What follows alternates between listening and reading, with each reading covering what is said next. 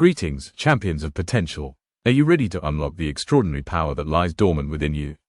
I'm absolutely thrilled to introduce you to the Atomic Habit Principle, your personalized roadmap to creating lasting change, one tiny step at a time. You see, for years, I've witnessed firsthand the incredible transformations that occur when people focus on making small, incremental improvements. We often get caught up in the grand visions, the monumental goals, and feel overwhelmed by the sheer magnitude of the task ahead. But what if I told you that the secret to achieving remarkable results lies not in giant leaps, but in the consistent application of atomic habits? This book isn't about overnight success or quick fixes. It's about building a sustainable system for growth. It's about understanding the fundamental principles that govern habit formation and harnessing them to your advantage. Think of it like this: a single atom might seem insignificant, but when combined with countless others, it forms the building blocks of everything around us. Similarly, a single small habit, repeated consistently, can compound over time to create profound and lasting transformation. Inside these pages, you'll discover that change doesn't have to be daunting. We'll break down complex ideas into simple, actionable steps that you can easily integrate into your daily life. We'll explore the science behind habit formation, debunk common myths, and equip you with practical strategies to overcome obstacles and stay motivated. Are you struggling to establish a consistent exercise routine? Do you find it difficult to stick to healthy eating habits? Are you longing to improve your focus and productivity? The Atomic Habit Principle provides practical solutions to these common challenges. In this book, you will master the 4 laws of habit formation, discover a simple yet powerful framework for building good habits and breaking bad ones. Learn how to make good habits irresistible, uncover proven techniques for associating new habits with things you already enjoy. Design your environment for success, optimize your surroundings to make good habits easier and bad habits harder. Overcome procrastination and stay motivated, develop strategies to combat the inertia that holds you back and keep you moving forward. Track your progress and celebrate your wins, utilize simple tools to monitor your progress and reinforce positive behavior. This book isn't just about building better habits. It's about building a better you. It's about creating a life that is aligned with your values, your goals, and your dreams. By embracing the power of atomic habits, you can unlock your full potential and achieve remarkable results in every area of your life. Ready to embark on this transformative journey? Let's begin. I promise you, the principles you'll learn here will not only change your habits, they will change your life. Chapter 1: The Seed of Change, Understanding Atomic Habits. Imagine a tiny seed. It looks insignificant, doesn't it? Barely anything at all. Yet, inside that tiny seed lies the potential for a mighty tree, providing shade, shelter, and even fruit for years to come. That's the essence of atomic habits. We often get caught up in the grand vision, the massive career change, the perfect physique, the overnight success. We dream of instant transformation. But the truth is, lasting change rarely happens that way. It's the small, consistent actions, the atomic habits that truly shape our lives. Think about learning a new language. You won't become fluent overnight. But if you commit to learning just 5 new words every single day, over time, those small increments add up to fluency. That's the power of compounding. Each tiny action, like each tiny drop of rain, contributes to a larger, more significant outcome. It's not about giant leaps. It's about consistent steps. It's about building a foundation of good habits, one tiny action at a time. Let's start planting those seeds and watch what grows. Chapter 2: Why Big Dreams Often Fail, The Power of the 1% Rule. We all have them, big dreams.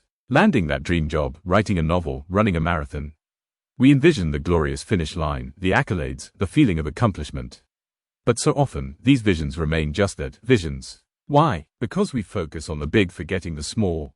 Imagine someone, let's call him David, who dreams of learning to play the guitar.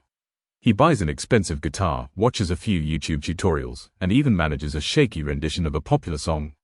But then life gets in the way. Work is demanding, social commitments pile up, and the guitar gathers dust in the corner. The initial enthusiasm fades, replaced by a feeling of guilt and the realization that the dream feels further away than ever. David's mistake: trying to lead to mastery instead of embracing the power of the 1% rule. This rule is simple: get 1% better each day. It's about consistent, incremental progress, not sporadic bursts of effort. Improving just 1% each day might seem insignificant, but the compound effect over time is astonishing. Think about it. If you improve 1% each day for a year, you'll end up greater than 37 times better by the end of the year. Conversely, if you get 1% worse each day for a year, you'll decline to nearly zero. It's the slow burn, not the sudden explosion, that creates lasting change. Another example: Maria wants to learn Spanish. Instead of aiming for fluency in a month, which is unrealistic and overwhelming, she commits to learning just 5 new words each day. 5 words, barely any effort at all. But at the end of the year, she'll have learned over 1,800 new words. Combined with some basic grammar, she'll be able to hold basic conversations and understand a significant amount of the language. This is the power of the 1% rule in action. The 1% rule works because it's manageable. It's not intimidating. It doesn't require superhuman effort. It's just about showing up and making a small, consistent improvement. It's about focusing on the process, not the outcome. Stop chasing giant leaps and start celebrating tiny steps. Embrace the power of the 1% rule and watch your dreams become a reality, one small improvement at a time. Remember, consistent small efforts always win against irregular big efforts. Chapter 3: The Feedback Loop, Habits as Signals.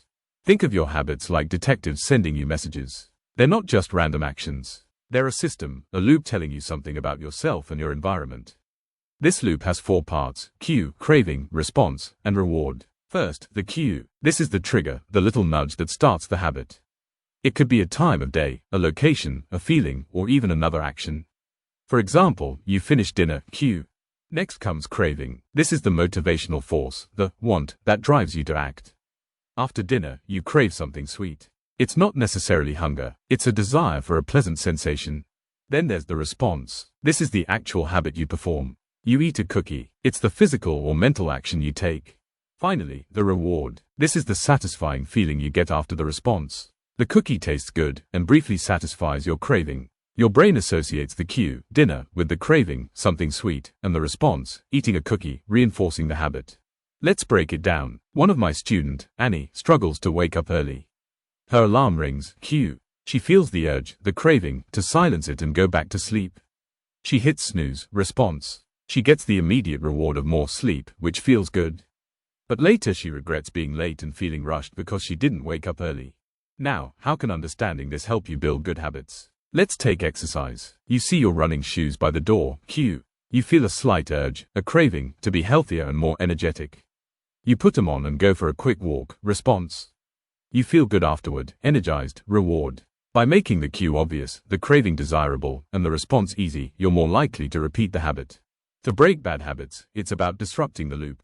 If you always reach for your phone when you're bored, cue, and crave distraction, try putting your phone in another room. By removing the cue, you make the craving less potent and the response more difficult. Understanding the feedback loop is powerful. It allows you to become conscious of your habits, to see them as a series of interconnected events, rather than just random acts. Once you understand the loop, you can begin to control it, redesigning your habits to align with your goals and your desired future. Chapter 4: Making it Obvious, Designing Your Environment for Success. Hey there, friend. You know, we often think success comes from sheer willpower. But the truth is, our environment plays a huge role. Imagine trying to grow a beautiful flower in a dark, dry room. It's tough, right? Same goes for our habits. If our surroundings are working against us, we're fighting an uphill battle. So, how do we make our environment our ally? By making good habits obvious. Think of your environment as a stage. We need to set the stage for the performance we want to see.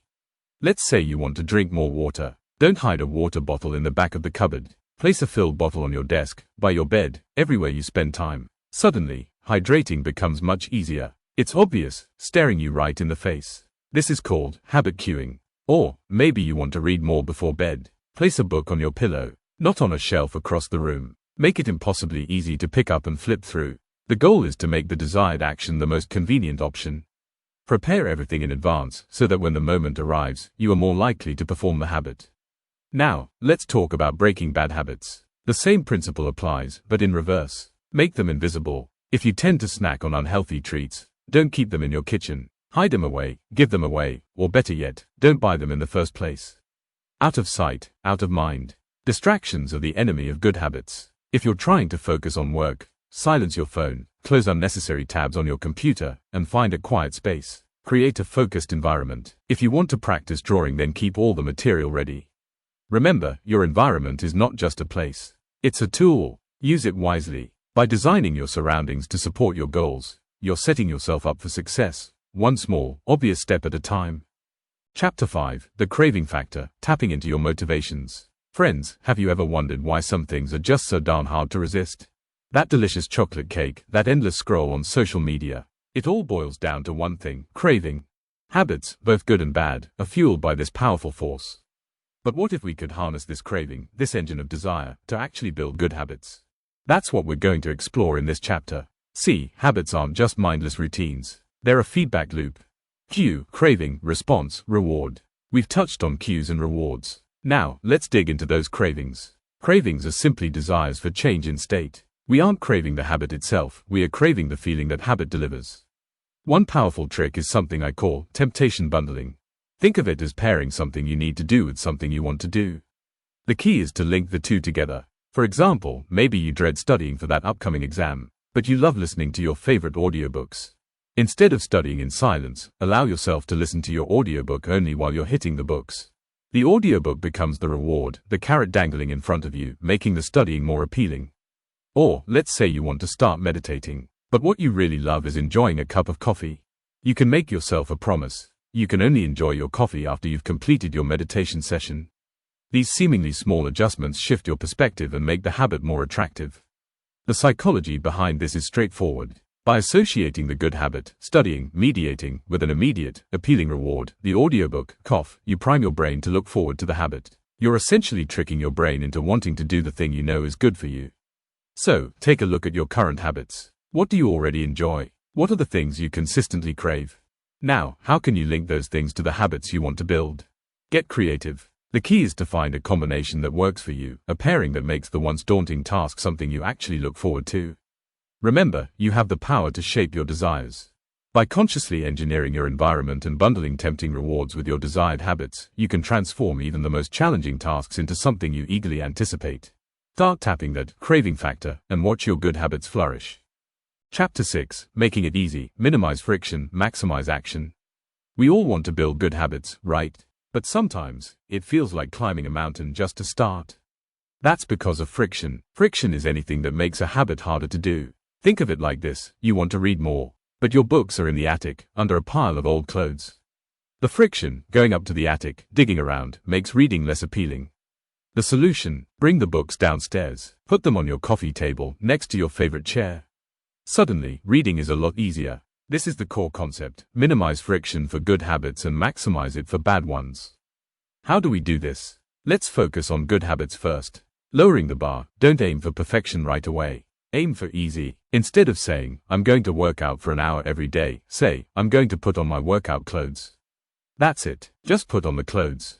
Usually, once you've done that, you'll feel more like doing a little exercise. It is the beginning. Similarly, let's say you want to start meditating, don't start with 30-minute sessions. Aim for just 1 minute. 1 minute is easy. 1 minute is doable, even on your busiest days. And often, that 1 minute turns into 5 or 10. Prime your environment. This is huge. Make it easier to do the things you want to do by setting up your environment. For example, if you want to eat healthier, prepare your lunch the night before. It makes a healthy choice easier when hunger strikes. If you want to write more, have your laptop open and a blank document ready to go. If you want to drink more water, place water bottles at various places. The key word here is convenience. Make what you want to do easily accessible. The 2-minute rule, James Clear, in Atomic Habits, talks about the 2-minute rule, and it is a great tool. Boil down any habit into something you can do in 2 minutes or less. Read before bed becomes, read 1 page before bed. The yoga becomes, take out my yoga mat. It's about mastering the act of showing up. Remember, building good habits is a journey, not a race. Minimize the friction, make it easy, and watch those small changes add up to big results. So, what habit are you going to make easy today? Chapter 7, The Power of Small Wins, Celebrating Progress and Building Momentum. Many of us dream big. We envision incredible transformations, but often, those grand visions feel so distant that motivation wanes. The key is to focus on the journey, not just the destination. And within that journey lies the incredible power of small wins. What exactly is a small win? It's the feeling of accomplishment you get after completing a tiny habit, a miniature version of a larger goal. It's the burst of positive reinforcement that tells your brain, hey, that felt good, let's do it again. Why is immediate reinforcement so important? Because our brains are wired to seek pleasure and avoid pain. When we immediately reward ourselves after completing a habit, we associate that habit with positive feelings. This makes us much more likely to repeat it in the future.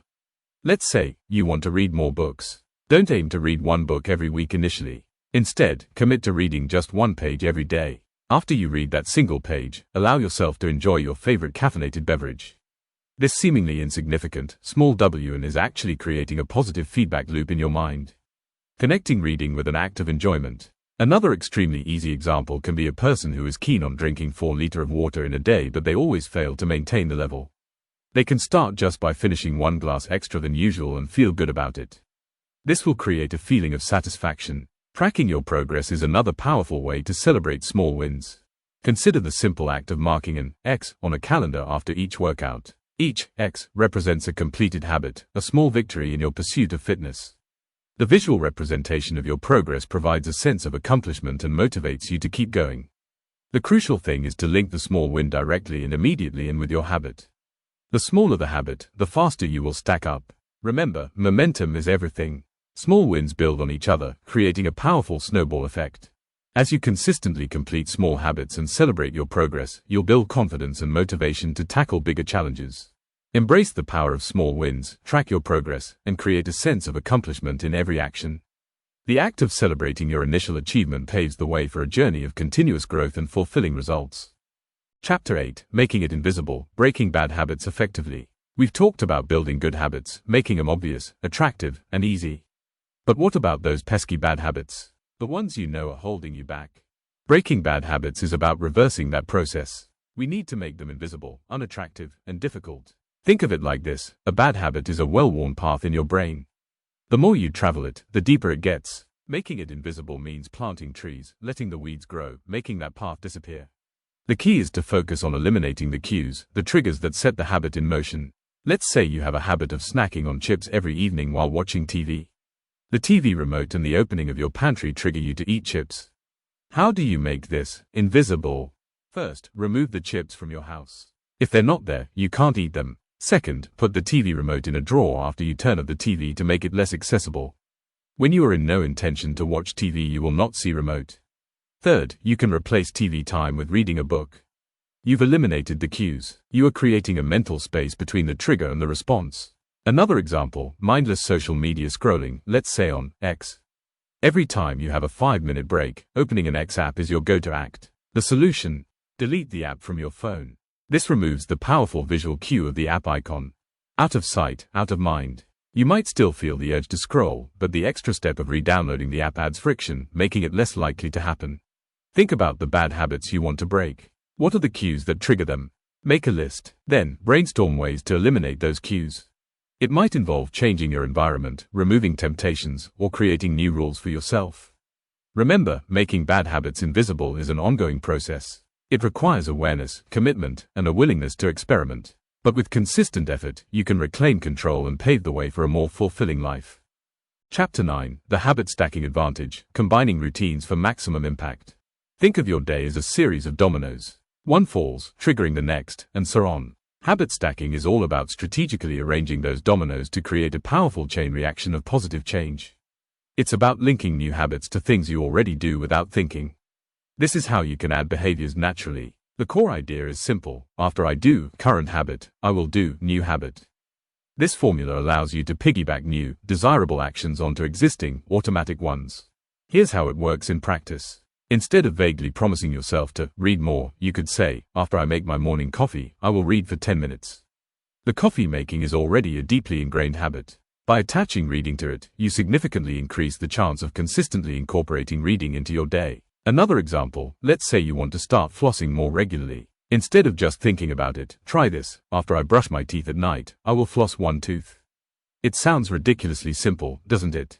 And that's the point. It's easy to do, makes use of an existing habit. The key is to start small. Don't try to stack too many habits at once, or create a chain that's too long. Focus on 1 or 2 new habits initially, and gradually add more as you become comfortable. Over time, these small, stacked habits can compound into significant improvements in your life. Remember, consistent small steps lead to monumental achievement. Chapter 10: The Goldilocks Zone, Striking the Right Level of Challenge. Imagine you're helping a child learning to ride a bike. If you let go the moment they hop on, they'll likely fall and get discouraged. But if you hold on too tight and never let go, they'll never learn to balance on their own. That sweet spot, where the challenge is just right, is what we call the Goldilocks zone. You know the story, right? Not too hot, not too cold, just right. This principle applies to everything we do, especially when building habits. Think about learning a new language. If you try to memorize the entire dictionary on day one, you'll be overwhelmed and likely quit. But if you only learn one new word a week, progress will be so slow it feels pointless. The Goldilocks zone is where you're challenged enough to stay engaged, but not so much that you become frustrated and give up. It's that perfect balance between boredom and anxiety. Let's say you want to start reading more. Don't jump straight into War and Peace. Start with a short story or a chapter a day. As you get comfortable, increase the reading time or tackle a slightly more challenging book. The key is continuous adjustment. Life is dynamic, and what feels challenging today might feel easy next week. Your habits need to evolve alongside your skills and experience. Regularly assess your habits. Are they still pushing you, or have they become too comfortable? If you find yourself getting bored, it's a signal to increase the difficulty. If you're consistently feeling overwhelmed or discouraged, it's time to scale back and simplify things. Finding your Goldilocks zone isn't about reaching a destination. It's about maintaining a constant journey of growth and improvement. It's about creating a sustainable ecosystem where your habits thrive and you flourish. Chapter 11: The Truth About Talent, Why Consistency Beats Genius. We often hear stories about prodigies, naturally gifted individuals who seemingly effortlessly excel. It's easy to believe that success is reserved for these chosen few. But what if I told you that the real secret to achievement isn't talent, but old-fashioned, unwavering consistency? Think about it. The person who practices diligently every single day, even when they don't feel like it, is building a foundation of solid skill. They're honing their craft, identifying weaknesses, and constantly improving. Now, consider Alex. He always wanted to be a good guitar player. He would pick up his guitar and play on weekends only if he felt like it. He would call himself not a talented guitar player, so he did not want to waste his time on something he does not like. But what about his friend, Ben? He pick his guitar and play for even 10 minutes every day. Who do you think will be a good guitar player? Consistency is the key that makes Ben a better guitar player. Talent might give you a head start, a slight advantage at the beginning. But consistency is the engine that keeps you going, the fuel that powers your journey towards mastery. It's the steady drip that wears away stone, the persistent gardener who cultivates a thriving garden. Consistency is the great equalizer.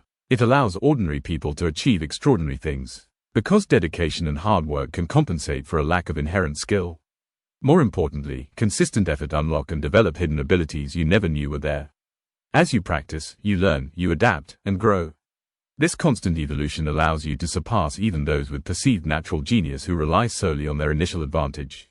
So, stop obsessing over whether you have the talent. Focus on building a consistent routine. Start small, be patient, be persistent, and watch as your skills blossom and your potential unfolds. Remember, the race is rarely won by the swift alone.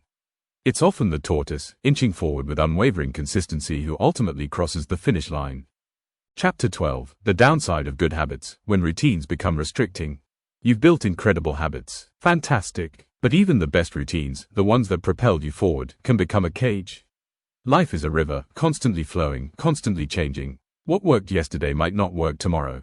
Imagine John, who developed a meticulous exercise routine. He ran 5 miles every morning, without fail. Years passed. Then, he got a knee injury. His rigid routine, once a source of strength, now became a source of frustration. He couldn't adapt, because his identity was so tightly bound to that specific routine. Complacency is the enemy here. We get comfortable. We stop questioning. We assume what worked once will always work. This is especially true in areas like finances. Perhaps you diligently saved a certain percentage of your income for years. But what if new investment opportunities arise? What if your financial goals shift? Sticking rigidly to the old plan without re-evaluation could mean missing out. Adaptability is key. Schedule regular review periods. Think of it as a spring cleaning for your habits. Ask yourself, are these habits still serving me? Are my goals the same? Are there better ways to achieve my objectives? For example, annual financial habit reviews. Revisit your budget, investment strategy, and savings goals every year. Maybe you need to adjust your asset allocation based on your age or risk tolerance. Maybe you want to explore new investment options that weren't available before. Don't let good habits become gilded cages. Embrace flexibility, question assumptions, and continually refine your routines. The most powerful habit is the habit of adaptation. Chapter 13: Identity-Based Habits, Becoming the Person You Wish to Be. We often think about habits as things we do. But what if I told you that the most powerful way to build good habits is to focus not on what you do, but on who you want to be? That's the secret of identity-based habits. Imagine a young woman named Priya who wants to get in shape. She could set a goal: I want to lose weight. That's outcome-based. Instead, she could shift her mindset to, I am an active person. This simple shift changes everything. Now, instead of forcing herself to go to the gym out of guilt, Priya starts asking herself, what would an active person do today? Maybe it's taking the stairs instead of the elevator, going for a brisk walk during her lunch break, or signing up for a dance class. Each small action reinforces her identity as an active person, making it easier to stick with her fitness journey. Our habits are not just about achieving goals. They are about becoming a certain type of person. Every action you take is a vote for the type of person you wish to become. Want to be a creative person? Then spend just 15 minutes each day sketching in a notebook rather than aiming to create a masterpiece at once. The key takeaway is to first decide who you want to be.